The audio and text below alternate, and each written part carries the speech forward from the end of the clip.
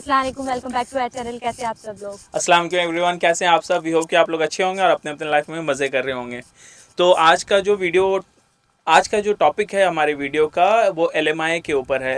LMI का यहाँ पे कितना बड़ा स्कैम चल रहा है। लोग यहाँ पे आते हैं एलएमआई में, तो कैसे आते हैं, और अगर जो बैक होम कंट्री से एलएमआई अप्लाई कर रहे हैं या किसी एजेंट के थ्रू अप्लाई करना चाहते हैं, तो वो सब बारे में हम लोग डिस्कस करेंगे कि आप लोगों को क्या क्या चीज़ से अवेयर होना चाहिए और किस किस चीज़ों से बचना चाहिए। राइट, तो चलिए वीडियो को शुरू करते हैं।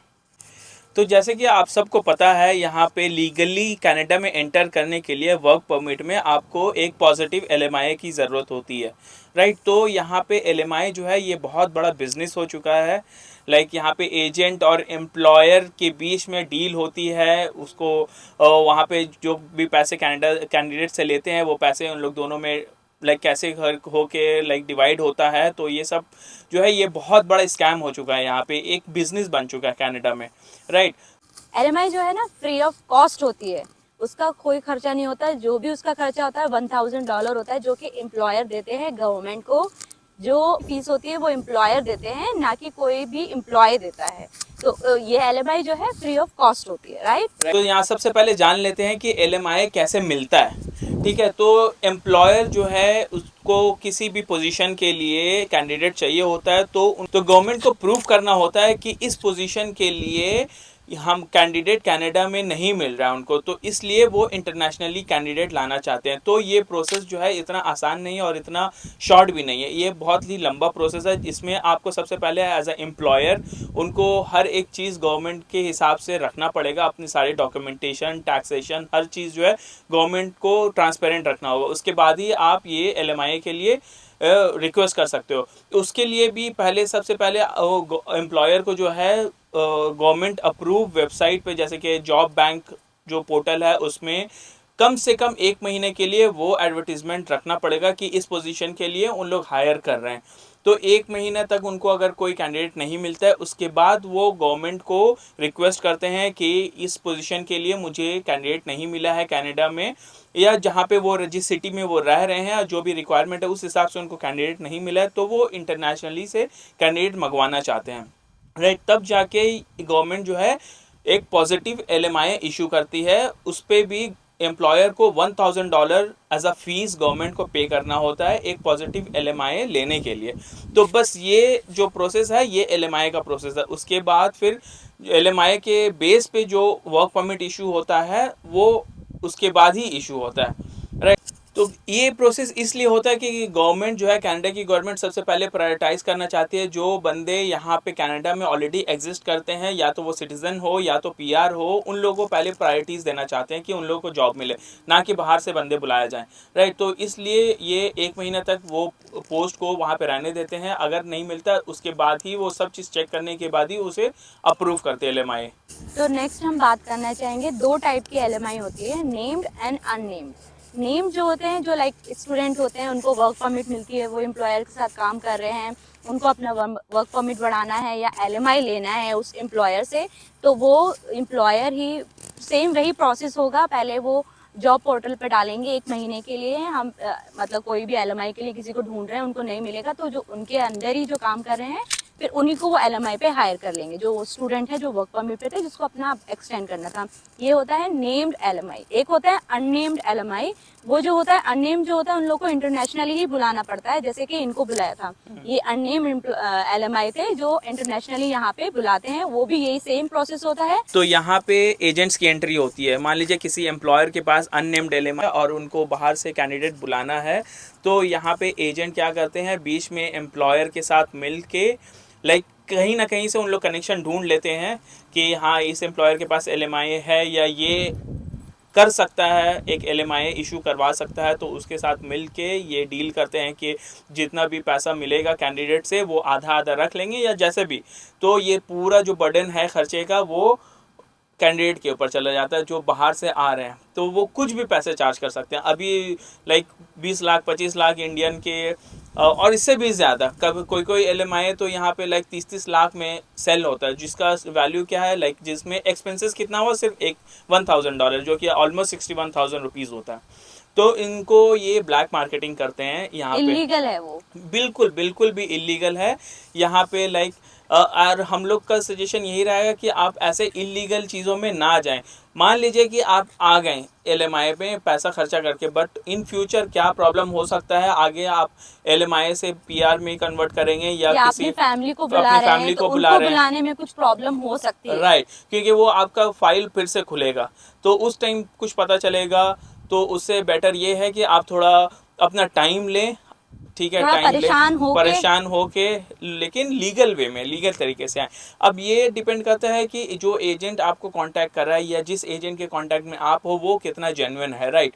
तो एजेंट्स जो जेन्युइन होते हैं उनका आरसीआईसी से कांटेक्ट रहता है, उन रजिस्टर्ड होते हैं यहाँ पे, ठीक है। तो उनका रजिस्ट्रेशन नंबर आप मांग सकते हो, वो आप ऑनलाइन में आप जाके चेक कर सकते हो कि वो जेन्युइन है कि नहीं, ठीक है। तो ये ऐसा भी ज़रूरी नहीं है कि जो भी एजेंट आपके कांटेक्ट में है वो फेक ही है 100%, ऐसा बिल्कुल भी नहीं है। बहुत सारे जेन्युइन एजेंट्स भी हैं जो सच में एलएमआई का काम करते हैं, जो कि एम्प्लॉयर से ये लाइक कांटेक्ट में रहते हैं। वो आपको ढूंढना पड़ेगा, आपको उनसे बात करनी है, बिल्कुल उनसे पूछना है कि वो आईआरसीसी से रजिस्टर्ड हैं कि नहीं है। उनका पूरा आपको खुद से उनसे बात करके पता लगा सकते हैं कि वो जेन्युइन है कि नहीं। अगर वो रजिस्टर्ड है आईआरसीसी से तो वो जेन्युइन है, राइट। तो ये चीज़ आपको खुद करना पड़ेगा। अब इसमें आप कैसे करते हो वो आप पे डिपेंड करता है, लेकिन ये ही एक तरीका है एक जेन्युइन एलएमआई लेके कनाडा में आने का, ताकि आपको आगे जाके कोई प्रॉब्लम ना फेस करना पड़े, ठीक है, और पैसे भी बचेंगे इसमें। ये है, तो हम लोग मानते हैं कि ये प्रोसेस लंबा है थोड़ा और दिक्कत भी देगा, बहुत ज़्यादा दिक्कत देगा, बट ये है कि ये 100% श्योरिटी है कि ये 100% लाइक जेन्युइन है। और ये, और जो जॉब, और या तो अगर आप दूसरे ऑप्शन ये है कि जो jobbank.com है, वहाँ पे जितने भी जॉब पोस्ट होते हैं उन सब जॉब में भी आप अप्लाई कर सकते हैं। लेकिन ये चीज़ आप दिमाग में रखिए कि ये जॉब बैंक जो है, ये पोस्ट ये ऑल ओवर द वर्ल्ड सब के लिए खुला है। तो आप इंडिया, पाकिस्तान, बांग्लादेश या गल्फ में बैठ के आप अप्लाई कर रहे हो, तो ऐसे हज़ारों लोग अप्लाई कर रहे हैं पूरे दुनिया से। तो ऐसा ज़रूरी नहीं है कि वो आपको रिप्लाई करें और आप सेलेक्ट हो, ठीक है। तो ये आपको दिमाग में रखना है कि कनाडा हर कंट्री से लोग आ रहे हैं, सिर्फ इंडिया, पाकिस्तान, बांग्लादेश या गल्फ से नहीं आ रहे, ठीक है। हर कंट्री से लोग आ रहे हैं और हर कंट्री के लोग यहाँ पे अप्लाई कर रहे हैं। तो हो सकता है आपको रिप्लाई ना आए 1 महीना, 2 महीना या कभी भी ना आए, बट इसका मतलब ये नहीं है कि आपका जो मेहनत है वो ज़ाया जा रहा है, या फिर आपका जो स्किल है वो यहाँ के लिए अच्छा नहीं है, या आपको कुछ और की जरूरत है, ऐसा नहीं है। क्योंकि ऐसा होता है कि उन लोग जब अप्लाई करते हैं तो हो सकता है कि उनका रिक्वायरमेंट पहले ही कंप्लीट हो गया हो, आपकी एप्लीकेशन तक वो नहीं पहुंचे हो, ये भी हो सकता है। ये भी हो सकता है कि इतने लोग अप्लाई कर रहे हैं, आपका एप्लीकेशन से पहले ही वो किसी को हायर कर सेलेक्ट कर चुके हैं, राइट। तो डिसहार्टेंड नहीं होना है, अप्लाई करते रहना है। और अगर आपको किसी अच्छे एजेंट मिले तो वो आपको डिपेंड करता है आप उसका जेन्युइनिटी कैसे चेक करते हो। लेकिन हमारा सजेशन यही है कि आपको इतने ज़्यादा पैसा खर्च करके 20 लाख, 25 लाख, 30 लाख खर्च करके कनाडा बिल्कुल भी नहीं आना चाहिए, बिल्कुल नहीं आना चाहिए, राइट। तो तीसरा ऑप्शन ये है कि जैसे हमने अपने पिछले वीडियो में भी बताया है कि अगर आपको सच में आना है तो आप स्टूडेंट वीज़ा के लिए जा सकते हो। 1 साल का कोर्स लेके या 2 साल का कोर्स लेके आपका उतना ही खर्च होगा, लेकिन ये क्या है कि 100% जेन्युइन रहेगा। आपको स्टूडेंट पढ़ाई करने के बाद, पढ़ाई करने के साथ साथ आप काम भी कर रहे होगे, जिसका खर्चा आप, पढ़ाई का खर्चा आप खुद से निकाल सकते हो। उसके बाद आप वर्क परमिट पे आओगे, वर्क परमिट के बाद आप कुछ सालों के बाद पीआर लगा सकते हो।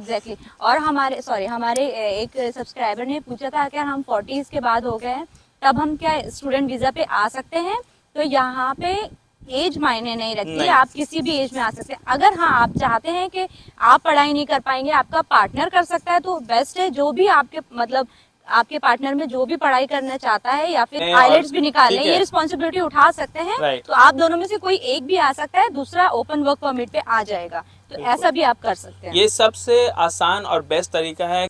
तो हमारे बहुत सारे हमारे जानने वाले हैं, लाइक जो स्टूडेंट में आते हैं, किसी की वाइफ आ रही है, किसी के हस्बैंड आ रहे हैं, और वो अपने पार्टनर को 6 महीने बाद, 8 महीने बाद बुला लेते हैं ओपन वर्क परमिट पे। तो इससे बेहतर कुछ भी नहीं है, राइट। अगर आपको जेन्युइन में आना है और आपको एलएमआई नहीं मिल रहा है, या आपको शक है कि जिस एजेंट के थ्रू आप आ रहे हैं वो एजेंट 100% जेन्युइन है कि नहीं है, तो आपको 100% स्टूडेंट वीज़ा के लिए जाना चाहिए।